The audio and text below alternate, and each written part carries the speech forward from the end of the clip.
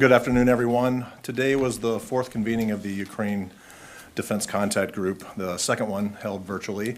We'll start with some opening remarks by the Secretary of Defense, Lloyd J, and by the Chairman of the Joint Chiefs of Staff, General Mark Milley. Following their remarks, we'll open the floor up to some questions. And with that, Mr. Secretary. Thanks.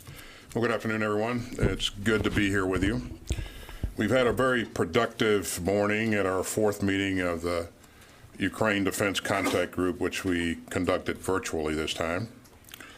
Russia's cruel and unprovoked invasion has spurred the international community into action, and today's meeting is just another sign of the way that nations of goodwill are rising to the moment.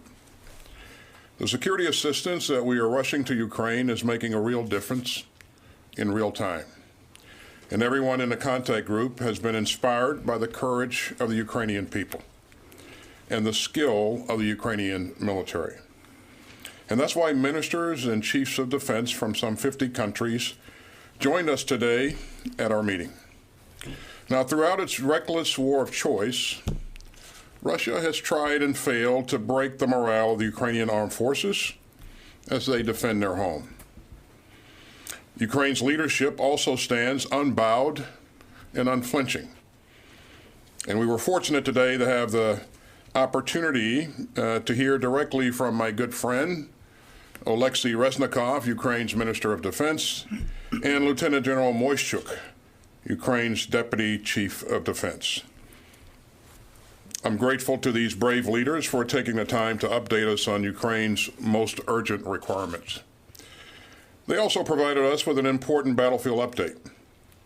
And they described how Russia is massing artillery and rocket fire in its desperate, aggressive push to seize sovereign Ukrainian territory in the Donbass. Everyone today understands the stakes. But the results of the contact group's security assistance are clear on the ground. Ukrainian forces are now using long-range rocket systems to great effect, including HIMARS, provided by the United States, and other systems from our allies and partners. Ukraine's defenders are pushing hard to halt Russia's advances in the Donbass. The international community has also worked hard to provide Ukraine with better coastal defense capabilities, and that directly contributed to Ukraine's victory on Snake Island, and it has helped prevent a Russian landing in Odessa. But Russia is keeping up its relentless shelling, and that's a cruel tactic that harkens back to the horrors of World War I. So Ukraine needs the firepower and the ammunition to withstand this barrage and to strike back at the Russian weapons launching these attacks from inside Ukraine's own territory. And so we understand the urgency, and we're pushing hard to maintain and intensify the momentum of donations. And that includes many new announcements made this morning. We're seeing countries from all around the world continue to step up with critically needed systems and ammunition. It has been truly an inspiring effort. And some of our allies and partners are training Ukraine's forces. Some are refurbishing Ukraine's equipment, and some are providing spare parts and combat enablers as well. Countries including the Czech Republic, Poland, and the UK are working with their domestic industrial bases to find ways to help Ukraine even more quickly. And other countries, such as our Baltic and Australian allies, continue to generously deliver items from their own stockpiles. I'm especially grateful to Poland for serving as a linchpin of our security assistance efforts, as well as donating more than $1.7 billion in military equipment. I'd like to thank Norway for its strong cooperation in providing Ukraine with the NASAMS air defense system. I'm very thankful to these countries and to all the countries that have offered aid. I'm confident that these efforts will continue to grow. Now, as you know, we've provided the Ukrainians with 12 HIMARS multiple launch rocket systems to further strengthen their long-range fires capability. And I think that everyone here understands the difference that they've made on the ground. As you heard me say, we're also committed to providing 2 NASAMS air defense systems to help Ukraine protect its troops and its civilians from Russian missile attacks. We're committed to sending more HIMARS munitions and precision-guided artillery ammunition and other vital support. The United States will continue to push and to lead. You see that yet again in our next new presidential drawdown of weapons and equipment to help Ukraine defend itself, which we'll announce later this week. It will be our 16th drawdown of equipment from DoD inventory since August 2021. It will include 4 more HIMARS advanced rocket systems for a total of 16. The Ukrainians have made excellent use of HIMARS, and you can see the impact on the battlefield. The new package will also include additional gimblers, and those are the rockets that are used on the HIMARS, and will also provide more rounds of artillery ammunition. Now, we're not working just to provide security assistance in the short term. One key theme of today's discussion was ensuring that Ukraine can sustain the fight to defend itself and its citizens. So we're even more focused on Ukraine's near-term needs. As we're even more focused on Ukraine's near-term needs, we're also looking ahead to provide Ukraine with the capabilities that it'll need for deterrence and self-defense over the longer term. You know, the resolve and the resilience of the Ukrainian people have inspired the world. And as President Biden has said, the United States is leading the way, and we won't let up. We're going to keep moving at the speed of war. We're going to make clear that might does not make right. We're going to stand strong with our fellow contact group members, and we're going to support Ukraine's self-defense for the long haul. And we're going to defend the rules-based international order that protects us all. So thank you very much, and I'll now turn it over to General Milley. Good afternoon, everyone, and thank you, Secretary Austin, for your comments and also for your continued leadership. This contact group would not be happening without you. And I, too, want to thank all the members, the ministers, the chiefs of defense that participated today, over 50 countries in this contact group, and it's quite a meeting. Additionally, I'd like to thank General Moisuk. He's the Ukrainian Deputy Chief of Defense. He represented my friend, my partner, my colleague, the Ukrainian counterpart, who I talk to frequently, General Zaluzny. And I just had a lengthy conversation with him just the other day, and I talk to him several times a week. Today is 5 months since Russia launched its illegal invasion. While the Russians have achieved some incremental tactical success in the Donbass over the last several weeks and actually months, they have failed to achieve their strategic and operational objectives. A capable and defiant people of Ukraine, their capital still stands, their army still fights, and their people are more determined now than ever to preserve their democracy. The Russian failure is because of the inspiring, the bravery, the resolve, the courage, the resistance of the Ukrainian people. But it's also because of nations coming together, the international community coming together under U.S. leadership to form this present-day arsenal of democracy. Freedom-loving countries around the globe have a stake in preserving the rules-based international order. Collectively, we cannot allow the strong to conquer the weak, nor tolerate the idea that might makes right. The unprovoked Russian aggression has profound consequences, not only in Ukraine, but across Europe, and indeed across the globe. So the President of the United States has directed that we stand by Ukraine in their hour of need. So we will continue to supply the Ukrainians with the weapons they need to defend their homeland and resist Russian aggression. When I addressed this group last month, we were in the midst of shipping HIMARS into Ukraine and training the Ukrainians on that weapon system. Today, the Ukrainians are effectively employing these HIMARS with strikes against Russian command and control nodes, their logistical networks, their field artillery and air defense sites, and many other targets.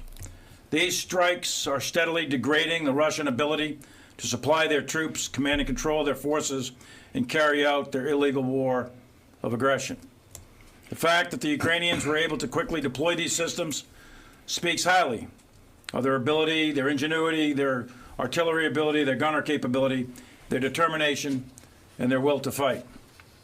As of today, we have transferred 12 HIMARS to Ukraine. This is part of more than 20 that the United States and our allies have committed. Trained also are 200 Ukrainians on the HIMARS, and that training continues with many more. And we've transferred, as the Secretary indicated, hundreds of Gimler munitions. When the President signs the authorization to provide weapons or ammunition to Ukrainians, these items begin moving within days. The average is about 48 to 72 hours before the initial shipments. And they are in Ukrainian hands just a week or so later on the front line. Secretary Austin and I remain in regular contact with our Ukrainian counterparts. And everything we recommended to the President is based on these conversations and our professional analysis here and in combination with U.S. EUCOM. And that is to support the requirements of the current and future fight. This phase, the current phase of the war, continues to be a battle of attrition, executed through sustainment and really long-range fires. In the near term, the Russians will likely continue using heavy artillery bombardments to achieve their limited gains in the east. However, these tactical gains have come at an incredible cost in terms of Russian casualties and destroyed equipment. The contact group that met today intends to continue supplying the Ukrainians to defend their country, impose costs, and compel the Russians to cease their unprovoked war of aggression. Today is day 147 since the Russian invasion. Illegal and unprovoked. Large scale, the strong against the weak. And this fight will likely continue to be a protracted conflict. And so our discussion as a contact group focused on assisting the Ukrainians to sustain the long fight. How can we best arm and train them so they can continue to defend their country and exhaust the Russian military machine? In the coming weeks and months, this group will continue to stand alongside our Ukrainian partners and defend the international rules-based order, which is in everyone's interest. Thank you, and I welcome your questions. Lita Baldor, Associated Press. Thank you. Mr. Secretary, can you talk to us a little bit more about this logistics and sustainment effort? What is the U.S. specifically doing? Are adding more trainers? Are you doing anything specifically to help Ukraine with this sustainment and logistical issue? And how long do you think the allies and partners will continue to support this effort? And Chairman Milley, can you give us your military assessment of what is going on in the Donbass right now? Can you give us a picture of how much, if any, gains Ukraine may be making or not making? Is the Donbass lost at this point to Russia? Thanks, Lita. Well, first of all, sustainment is a key part of any military operation, and when you're in combat, it's really, really important. So it's not good enough just to provide a piece of equipment. We need to have that piece of gear plus spare parts plus tools to repair it, at the operational level, down at the forward edge of the battlefield. Then the second level of maintenance needs to be available as well. And then that depot level of maintenance where you have to replace a tube or do something of that nature, that's major maintenance, those pieces need to be in place as well. So as we discussed with our partners and allies today on what Ukraine's needs are going forward, these are the kinds of things that we talked about. We know that because there are a number of different types of pieces of equipment that are in the inventory now, that it's important that the Ukrainians be trained on how to maintain that equipment. So what we're doing is conducting training in a number of locations on how to maintain equipment. We're also trying to increase our visibility of what the status of different pieces of equipment are, so we can anticipate what logistical needs we'll see in the near term. But I think the sustainment piece is really, really important. Coincidentally, The Ukrainians think it's important. And I have to applaud them. They are very resourceful. Their ability to very quickly learn how to operate and maintain a piece of equipment is really impressive. So we've seen them exercise initiative, on the battlefield. We've also seen them learn very, very quickly as we have brought troops out of country and into neighboring countries to train them on things like HIMARS and our trucks and other things. So this will be an area of focus for the foreseeable future, as it should be. In terms of how long, our allies and partners will remain committed,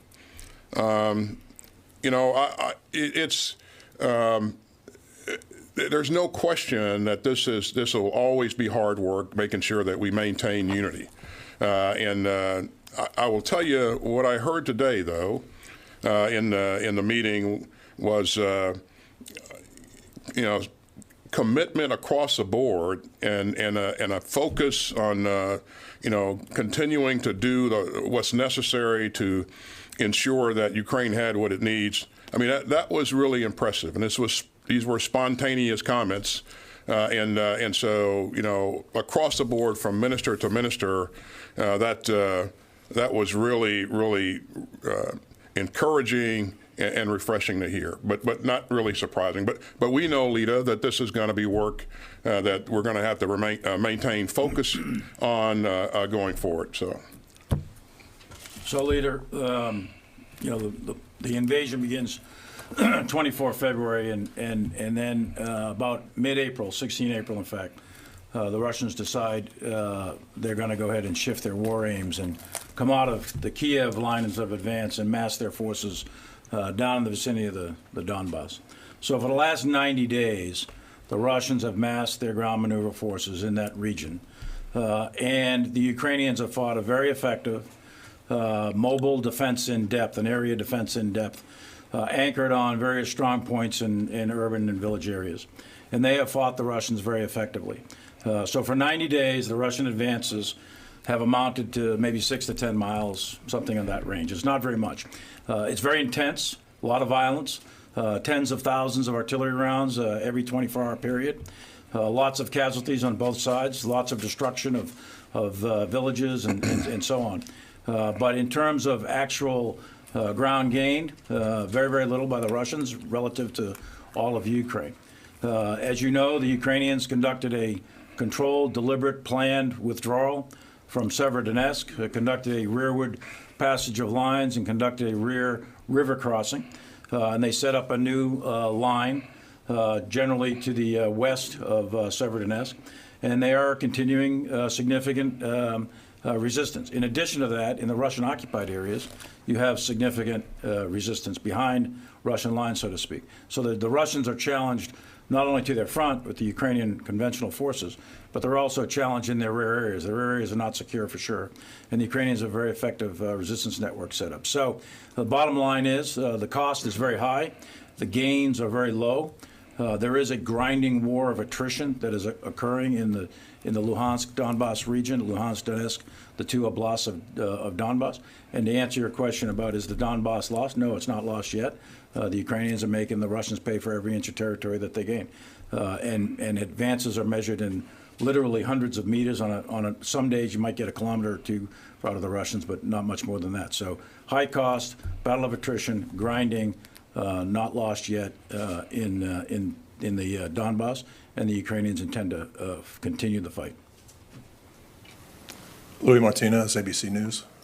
Mr. Secretary, Russian Foreign Minister Sergei Lavrov earlier today said that the special military operation, as they called it, in Ukraine is no longer limited to just the Donbass, but will include other territories in Ukraine. Specifically, he cited the HIMARS. I mean, you've both been talking about the HIMARS today, but he talked about how the HIMARS have kind of led to this in a way because they could lead to attacks inside of Russian territory. What's your reaction to that, please? And General, When we talk about the near-term needs, when we talk about HIMARS, the Ukrainians and other experts have talked about the need for dozens more HIMARS systems. Can the U.S. actually provide that without it impacting your active duty component? And in terms of long-term, as you've been talking about today, what does that mean for potentially training of pilots here in the United States down in the long run? Thank you. Thanks, Louis. I'm sure that Ukrainian leadership will be pleased to hear Lavrov's confirmation of the effectiveness of not only that system, but how they're using that system. As you know, Russians are currently in Kherson and Zaporizhzhia. So the Russian forces, they're there now. So you have to wonder who he's talking to. That's not a surprise to any of us or anybody in Europe or anybody around the globe. I think he's talking to the people in Russia who have been ill-informed throughout. You've heard us mention this before in terms of what Putin's objectives are. You know, he has stated a number of times that, you know, this is a limited operation focused on the Donbass. His actions have proven otherwise. And we have known, or suspected, not suspected, but known, our allies and partners have known that he has greater ambitions. And Lavrov just confirmed that today. So, again, no surprise to anybody that's been a part of this or even watching this remotely, maybe a surprise to the Russian people who Putin has been lying to the entire time. So let me frame it for you. This is still a large-scale battle of fires on both sides, although the Ukrainians are using very effective defensive maneuver, as I mentioned earlier. In terms of fires, HIMARS provides you long-range rocket fire with great precision. In addition to the 777-155 and the other countries are providing M109, 155. So that gets you into the 40-kilometer range. And then you get your 105s, and then you come back to your mortars. So you've got an echelonment of fires from deep to the close fight. And the Ukrainians have, as I think I mentioned this before, Ukrainians have excellent artillery soldiers, excellent gunners, as the British would call them, and they're being very, very effective. To date, the HIMARS that we have provided them, and we're not the only country, by the way. Other countries are providing long-range fires as well. Britain, for example, and some others are donating long-range rocket artillery. To date, those systems have not been eliminated by the Russians, and I knock on wood every time I say something like that. And they're being very effective at using them, employing precision weapons against the target. The issue is not so much the system, the actual launcher. The issue will become ammunition. And the consumption rates and the amount of the amount of ammunition that's fired out of the HIMARS. We are looking at all of that very, very carefully on a day-to-day basis. We advise the Secretary where we think the levels of risk are to our own force in terms of our readiness and our capability and our equipping. We think we're okay right now. And as we project forward into the next month or two or three, we think we're going to be okay. And we also are tied in very, very closely through the DepSecDef with the industrial base and the production management techniques that we have to continue to produce those weapon systems. So it's not so much the launcher, but it's the ammunition. And the flight training? I'm sorry? Potential flight training in the United States. Oh, on the flight training, yeah. So we, as you know, we look at all kinds of options to present to the Secretary and the President, and there's been no decisions on any of that, but we do examine a wide variety of options to include pilot training. Barb Starr, CNN.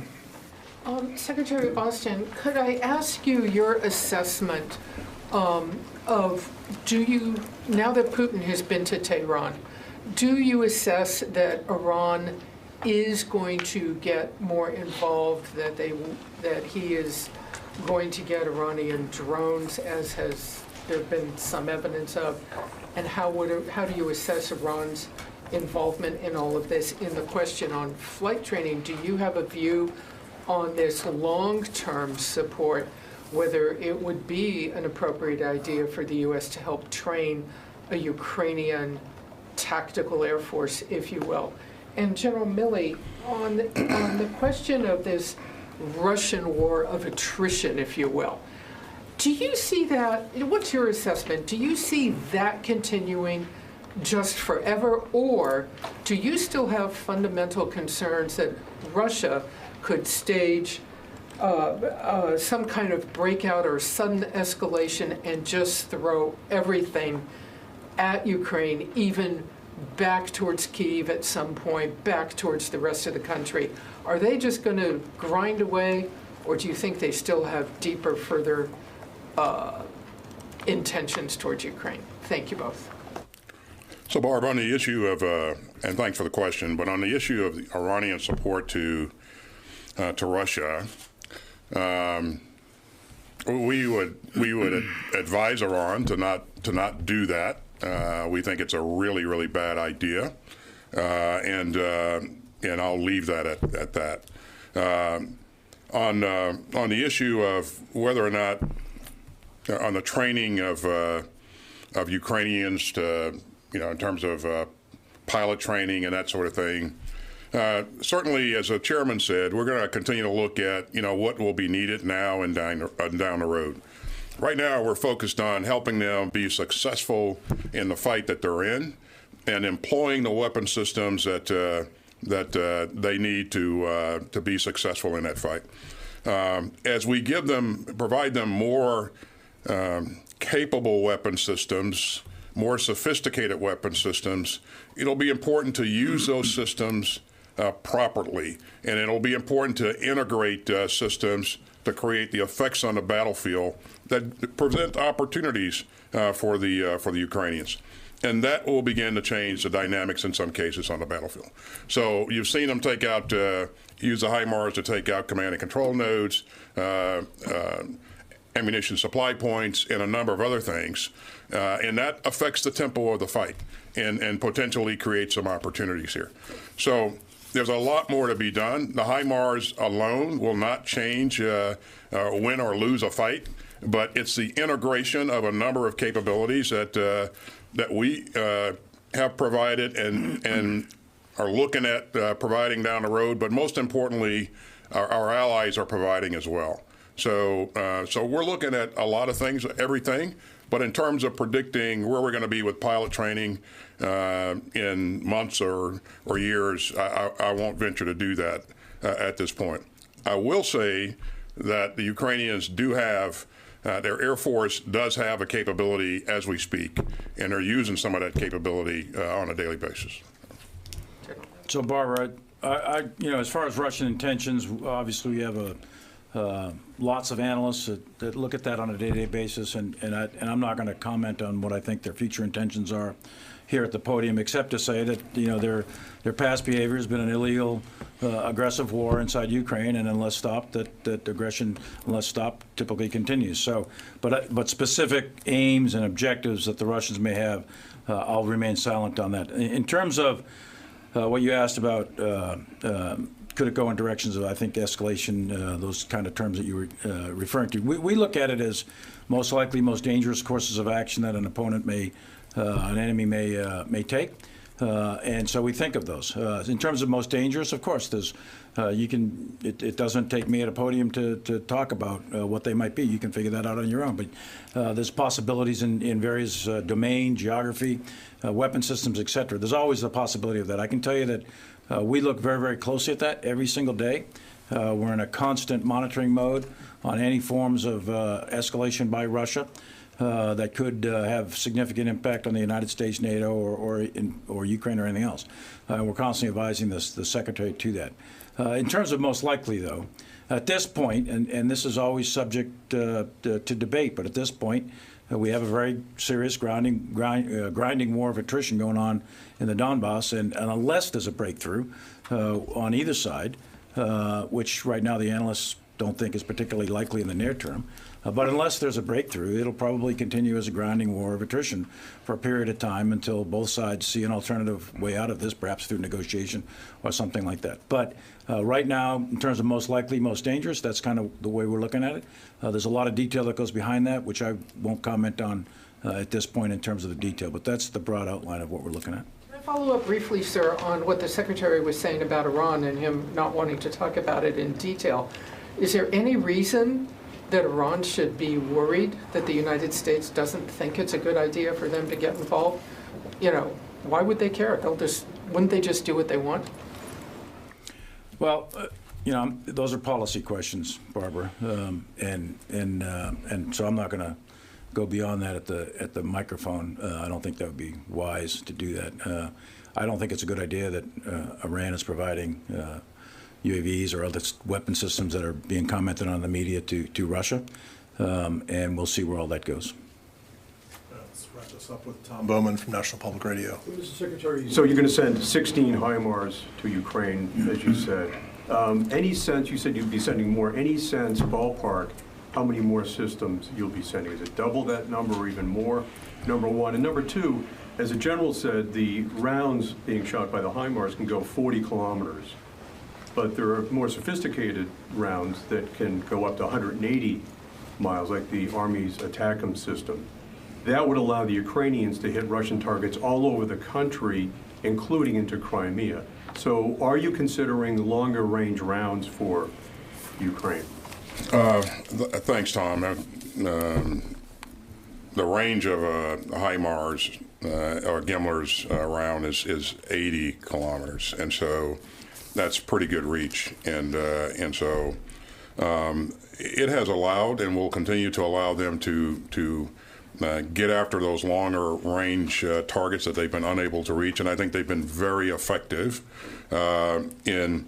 in the way that they've gone about targeting, and so they're creating effects that I think we'll see pay dividends going forward. And just for clarification, we provided them 12 systems to date. I just said we're going to provide them another 4. That brings a total up to 16, not an additional 16. Just want to make sure we're clear on that. And so, as the chairman has said, you know, we are in contact with Minister Reznikov and the Chief of Defense every week, and you know, we're listening to what's going on with the fight and getting their analysis, and then providing them capability as needed. Now, providing a weapon system is one thing, but you have to provide the training for the weapon system along with that. And you have to have the munitions to match the weapon system. And again, if we're thoughtful about how we're using these systems, these are pretty sophisticated systems. They're incredibly accurate. And so how you employ them and how you integrate that system with other battlefield systems, I think is pretty key. And so announcing a number for the future now, I don't think is provide much value and provides much value, in my opinion. Again, we'll stay focused on what they believe their requirements are, based upon how the battle is unfolding. So. But again, wouldn't you want to provide longer range systems or rounds that could hit into Crimea, and also that bridge that connects the Russian mainland with Crimea? We think we're what they have, and what they're working with is really giving them a lot of capability. So it really is. I mean, it'll be based upon how they're prosecuting this fight and what their needs are. So. The other thing I'd say, Tom, on that is you get 6 rounds out of a HIMARS. With the Gimlers, you only get 1 if you use ATACMS. So, there's a difference there in volume. Volume matters, and they're both they're both precision, and they're both very effective. But right now, the Gimlers is really fulfilling their need, and every time I talk to General Zaluzny, they're being very, very successful with them. Thanks, everyone.